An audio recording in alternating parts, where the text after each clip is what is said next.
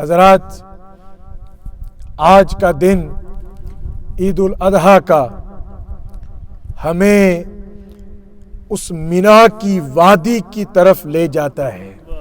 اس مینا کی اس وادی کے اندر جب وہ واقعہ ہمارے سامنے عیاں ہے، ہمارے سامنے وہ واقعہ موجود ہے، اور ہر سال ہمارے علماء کرام اس واقعہ کو دہرا کر ہمارے قلوب و اذہان کو منور فرماتے ہیں۔ میری مراد وہ اللہ کے وہ دو نبیوں کا وہ واقعہ، حضرت ابراہیم خلیل اللہ علیہ الصلاۃ والسلام کا اور حضرت اسماعیل علیہ الصلاۃ والسلام کا وہ واقعہ۔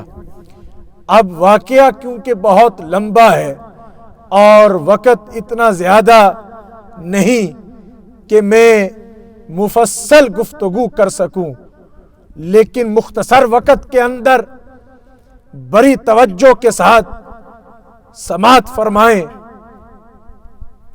کہ وہ عظیم بیٹا جس کو اللہ رب العالمین نے بڑی ہی مدت کے بعد حضرت ابراہیم علیہ الصلاۃ والسلام کو نوازا، اور یہ وہ بیٹا کہ جس کے لیے حضرت ابراہیم خلیل اللہ علیہ الصلاۃ والسلام دعائیں مانگتے رہے، اے مولا مجھے ایک صالح بیٹا عطا فرما، ایسا بیٹا جو صالح ہو، جو تیری بارگاہ میں جھکنے والا ہو۔ دعائیں کرتے رہے، تمنائیں، اور اللہ کے حضور آنسو بہا بہا کر ایک صالح بیٹے کی دعائیں مانگتے رہے، اور جب آخر اللہ جل وعلا نے جب حضرت ہاجرہ سلام اللہ علیہا کے بطن پاک سے وہ بیٹا عطا فرمایا، کیونکہ حضرت سارہ کے بطن پاک سے اولاد نہ ہوئی، پھر اللہ رب العالمین نے حضرت ہاجرہ کے ساتھ جو نکاح ہوا حضرت ابراہیم خلیل اللہ کا، پھر حضرت ہاجرہ کے بطن میں سے ایک بیٹا پیدا ہوتا ہے۔ جب ولادت ہوتی ہے تو چہرے کے آثار بتاتے ہیں کہ یہ بھی اللہ کا نبی ہے، یہ بھی اللہ کا نبی ہے، اور نام رکھا اسماعیل۔ اب وقت بہت مختصر، میرے دوستو، میرے بھائیوں، جب یہ بیٹا تھوڑا سا بڑا ہوا، چلنے پھرنے لگا، پھر حکم آیا اللہ رب العالمین کی طرف سے۔ اب حضرت ابراہیم کی جو زندگی تھی وہ ساری کی ساری آزمائش میں گزری۔ آزمائش کا دوسرا نام حضرت ابراہیم کا لے لو۔ نمرود کے دور میں آپ کا پیدا ہونا، آپ کی ولادت باسعادت ہی خود ایک آزمائش تھی، اور پھر مال کا وقت آیا، آزمائے گئے، جان کا وقت آیا تو آزمائے گئے، آگ گلزار بن گئی، اور پھر جب اولاد کو قربان کرنے کا وقت آیا پھر بھی جب آزمائے گئے، تو قرآن پاک نے یہ سارا نقشہ بیان کیا۔ وقت نہیں کہ میں مفصل بات کر کے بات کو طول دے کر بات آپ کے سامنے پیش کروں، کیونکہ وہ کہتے ہیں بات مختصر ہو مگر جامع ہو، کاش اتر جائے تیرے دل میں میری بات۔ مختصر بات ہو تو وہ دل میں جلدی اتر جاتی ہے۔ تو حضرات، جب یہ بیٹا اسماعیل چلنے پھرنے لگا تو اللہ پاک نے حکم دیا اے ابراہیم اس بیٹے کو اٹھا کر اور اپنی بیوی ہاجرہ کو اٹھا کر لے جا وادی ذی زرہ میں، جہاں کوئی آبادی نہ ہو، جہاں کوئی پانی نہ ہو، جہاں کوئی کھانا نہ ہو، جہاں صحرا کا صحرا ہو، وہاں لے جا اور ان کو چھوڑ کے آ۔ ان کے کھانے کی فکر نہ کر، ان کے پینے کی فکر نہ کر، جا چھوڑا۔ حکم آیا تو چلے گئے چھوڑنے کے لیے۔ پھر کئی سال وہاں رہے۔ پھر حکم آیا جب حضرت اسماعیل ذبیح اللہ علیہ السلام کی عمر پاک 13 سال ہوئی۔ مختلف روایات ہیں، کوئی 8 سال، کوئی 10 سال، لیکن کیونکہ قرآن پاک نے کہا فلما بلغا، تو بلوغت کا اشارہ ہے۔ علماء فرماتے ہیں 13 سال۔ جب 13 سال کی عمر حضرت اسماعیل ذبیح اللہ کی ہوئی، پھر حکم آیا، خواب آیا۔ اور یاد رکھنا اللہ کے نبی کا خواب ہماری طرح نہیں ہوتا۔ اللہ کے نبی کا خواب اللہ کی طرف سے ایک حکم ہوتا ہے اور حق ہوتا ہے، سچ ہوتا ہے۔ حکم ہوا اے ابراہیم جا اپنے بیٹے کو ذبح کر۔ اب خود سارے جتنے یہاں تشریف فرما ہیں تقریباً سارے ہی صاحب اولاد ہیں، اور جو نہیں میں دعا کرتا ہوں حضرت اللہ پاک ان کو صاحب اولاد کر دے۔ اولاد نرینہ کی دولت سے اللہ پاک آپ کو ہم کنار فرمائے۔ اب آپ کو کوئی کہے جاؤ بیٹے کو ذبح کرو، یا کوئی بیٹا آج کل کا اس کے پاس اگر کوئی باپ آئے اور کہے بیٹے میں نے خواب دیکھا کہ میں تجھے ذبح کر رہا تھا، اب وہ بیٹا کیا جواب دے گا؟ If today in this day and age if a father asks his son and tells his son that I've had a dream that I'm slaughtering you, I'm sacrificing you, what do you say about this? What are you going to say? You're going to say, Father, are you okay? Go to the mental hospital. You need to get your head checked out. What are you saying? ابا جان آپ کا دماغ تو ٹھیک ہے، یہ آپ کیا کہہ رہے ہیں کہ مجھے ذبح کرو گے؟ لیکن وہ آج کل کا بیٹا نہ تھا، وہ اللہ کا نبی تھا۔ اور جب اللہ کے نبی ابراہیم نے حضرت اسماعیل کو کہا اے میرے بیٹے، انداز تو دیکھو، اے میرے بیٹے میں نے ایک خواب دیکھا۔ اچھا اس سے پہلے اپنی بیوی کو ہاجرہ کو کہا ذرا بیٹے کو تیار تو کر، اس کو ذرا سوار۔ تو حضرت ہاجرہ سلام اللہ علیہا پوچھتی ہیں اے ابراہیم کیوں تیاریاں ہو رہی ہیں؟ اسماعیل کو کہاں لے جانا ہے؟ تو حضرت ابراہیم علیہ السلام نے فرمایا اے ہاجرہ میرے دوست نے دعوت پکائی ہوئی ہے، میرے دوست کے دعوت پر جانا ہے، تو تیار کرتے ہیں۔ بالوں میں کنگھی حضرت ہاجرہ فرماتی ہیں تیار کرتی ہیں اسماعیل کو۔ تو جب نئے کپڑے پہنا کر جب حضرت اسماعیل تیار ہو جاتے ہیں، نکل جاتے ہیں، شیطان سوچتا ہے موقع اچھا ہے، موقع اچھا ہے، تو آؤ پہلے حضرت ابراہیم کے پاس جاتے ہیں۔ تو حضرت ابراہیم کے پاس آیا اور کہنے لگا اے ابراہیم اور بھی بڑے راستے ہیں، ضروری ہے کہ بیٹے کو ذبح کرنا ہے؟ اتنے سالوں کے بعد دعائیں کر کر کے بیٹا ملا، یہ تمہاری دعاؤں کا نتیجہ ہے، راتوں کے رونے کا نتیجہ ہے، اور اس بیٹے کو ذبح کرنے کے لیے جا رہا ہے۔ تو جب حضرت ابراہیم نے یہ سنا تو فوراً سمجھ گئے یہ شیطان ہے، کنکریاں اٹھا کر اس کے منہ پر مارتے ہیں۔ کہا پیچھے ہٹ جا، تو آگے تھوڑے سے جاتے ہیں۔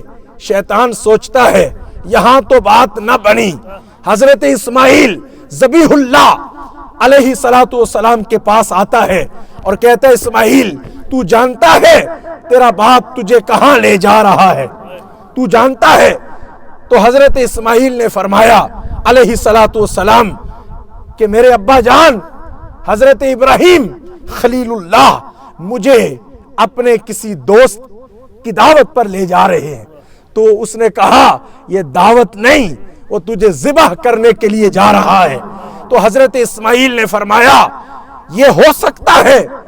ارے جب وہ میری طرف دیکھتے ہیں تو تو نے ان کا چہرہ نہیں دیکھا؟ ان کا چہرہ کس طرح کھل جاتا ہے، اور میں ان کے جگر کا ٹکڑا ہوں، مجھے وہ کیسے ذبح کریں گے؟ تو وہ کہنے لگا نہیں، اس کو وہ اللہ کا حکم سمجھتا ہے، اس کو وہ اللہ کا حکم سمجھتا ہے۔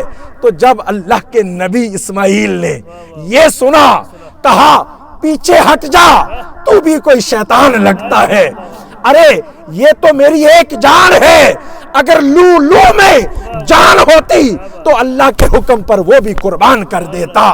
تھوڑا آگے جاتا ہے، شیطان دیکھتا کیا ہے یہاں تو بات نہ بن سکی، چلا جاتا ہے حضرت ہاجرہ کے پاس اور کہتا ہے ہاجرہ تو جانتی ہے کہ تیرا خاوند اور تیرا بیٹا کہاں گئے ہیں؟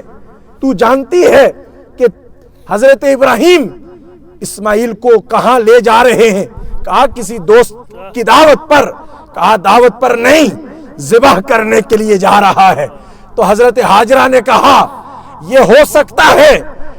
ارے ہم اس بیٹے کے لیے دعائیں کرتے رہے، ارے جس بیٹے کے لیے ابراہیم دعا کر کر کے مولا کی بارگاہ میں ہاتھ بلند کرتا رہا، آنسو بہاتا رہا، تمنائیں اور جناب والا اللہ کے حضور عرضیں کرتا رہا، اور اب وہ ذبح کرنے کے لیے لے جا رہا ہے، پیچھے ہٹ۔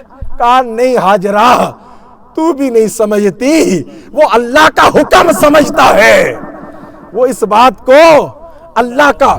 تو یہ بھی تو ایک ولیہ تھی نا، آئے ہائے، کہا اگر اللہ کا حکم ہے تو میری گود میں ایک اسماعیل ہے، اگر 1000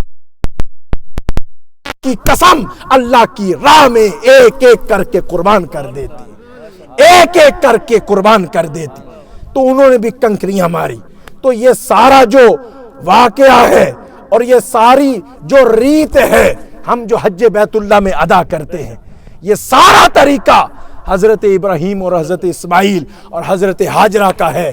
دوستو بات لمبی نہ ہو جائے، جب آخر وہاں پہنچ گئے جہاں ذبح کرنا تھا، بہت ساری باتیں میں چھوڑ گیا، بس اسی بات پر اشارہ دے کر بات ختم کرتا ہوں۔ جب آخر حضرت اسماعیل کو وہاں لے آتے ہیں جہاں ذبح کرنا تھا، اب بیٹے کو وہاں بتایا۔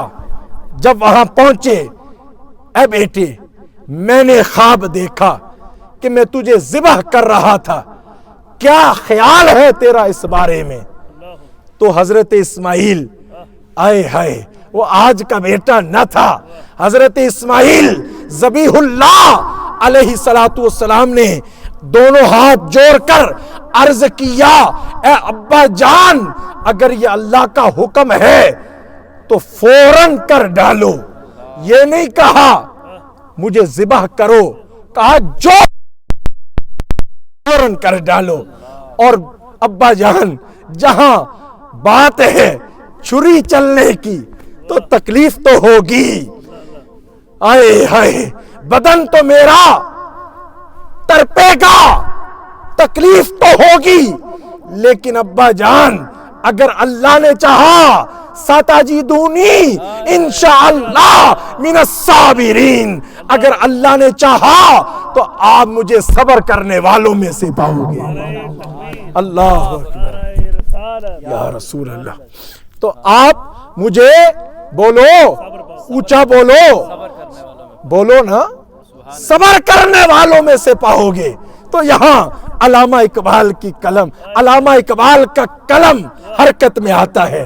وہ فرماتے ہیں یہ فیضان نظر تھا، کیونکہ حضرت اسماعیل کسی مدرسے میں تو پڑھے نہیں تھے، کسی سکول میں گئے نہیں تھے، پھر یہ فیضان نظر تھا یا مکتب کی کرامت تھی؟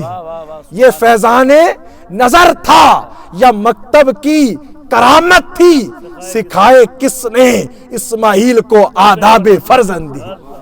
تو یہ کیا تھا؟ یہ اللہ کا فیضان نظر ہی تھا دوستو۔ پھر جب بیٹے نے کہا ابا جان جو حکم ملا ہے کر ڈالو، پھر جب اپنے آنکھوں میں پٹی ڈالنے لگے تو بات میں یہاں ختم کر دیتا ہوں۔ حضرات آخری نقطہ ضرور دینا چاہتا ہوں۔ حضرت اسماعیل نے طریقہ بتایا، آئے ہائے طریقہ بتایا کہ ابا جان میرے جو ہاتھ ہیں نا وہ پیچھے سے باندھ دو رسے سے۔ کیوں؟ کہا جب میں تڑپوں گا نا تو ہو سکتا ہے یہ جو باپ کا جو پیار ہے یہ کہیں جوش نہ مار دے، یہ کہیں جوش نہ مار ڈالے اور کہیں اللہ کے حکم میں کوئی رکاوٹ نہ آ جائے۔ اور ابا جان اپنے آنکھوں میں پٹی بھی ڈالو تاکہ آپ دیکھ نہ سکو، کیونکہ اگر آپ دیکھو گے نرمی آ جائے گی۔ تو جناب والا جب آخر چھری چلانے لگے، چھری مختار قادری صاحب چھری تو چلا رہے ہیں مگر وہ کاٹتی نہیں، چھری تو چلا رہے ہیں مگر وہ اسماعیل کا گلا کاٹ نہیں رہی۔ تو جناب والا پریشان ہو جاتے ہیں، چھری سے پوچھتے ہیں تو کیوں نہیں چل رہی؟ اس چھری نے اللہ سے زبان مانگی، زبان مانگ کر وہ چھری کہتی ہے، اور جب چھری سے پوچھتے ہیں تیرا کام تو چلنا ہے، تیرا کام تو کاٹنا ہے، تو کیوں نہیں کاٹ رہی؟ تو چھری کہتی ہے اے ابراہیم آگ کا بھی تو کام ہے جلانا، جب آپ آگ میں گئے تو آگ نے آپ کو جلایا کیوں نہیں؟ ارے جس رب نے آگ کو حکم دیا کہ تو گلزار بن جا، وہی اسی رب نے مجھے حکم دیا۔ اور اس ابراہیم آپ تو ایک مرتبہ حکم دیتے ہیں، الخلیلو یا مرونی، الخلیلو یا مرونی والجلیل ینہانی، آپ تو ایک مرتبہ کہتے ہو چلا کاٹ، اللہ تعالی 70 مرتبہ کہتا ہے اے چھری نہ چلنا، اے چھری نہ چلنا، میرا مقصود یہ نہیں ہے، میرا مقصود فقط آزمانا تھا۔ آخر جب جذبات میں آئے تو مزید پورے جسم کے زور سے جب چلایا تو آخر چل گئی چھری، خوش ہو گئے، خون نکل گیا کہ اللہ کا حکم پورا ہو گیا۔ جب آنکھوں سے پٹی ہٹائی تو دیکھتے کیا ہیں، دیکھتے کیا ہیں دوستو؟ اسماعیل تو کھیل رہے تھے اور آگے جنت سے آیا ہوا دمبا قربان ہوا تھا۔ اللہ اکبر، یا رسول اللہ، یا علی، حق چار یار۔ تو ایک دمبا، اور جب اس کو دیکھا تو بے ساختہ حضرت ابراہیم نے کہا اللہ اکبر۔ کیا کہا؟ اللہ اکبر۔ حضرت اسماعیل نے کہا اللہ اکبر، کہا ابراہیم نے، اسماعیل نے کہا لا الہ الا اللہ واللہ اکبر۔ اور جو حضرت جبرائیل پاس کھڑے تھے، جو جنت سے آئے دمبا لے کر، انہوں نے کیا کہا؟ آئے ہائے ہائے، انہوں نے کیا کہا؟ اللہ اکبر وللہ الحمد۔ تو جناب والا اس لیے ہم یہ وظیفہ پڑھتے ہیں، اس لیے یہ تسبیح پڑھتے ہیں، اللہ اکبر، اللہ اکبر، لا الہ الا اللہ واللہ اکبر، اللہ اکبر وللہ الحمد۔ دوستو پھر قرآن نے بھی کہا اے ابراہیم جو حکم تجھے ملا تو نے پورا کر کے دکھایا، تو نے پورا کر کے دکھایا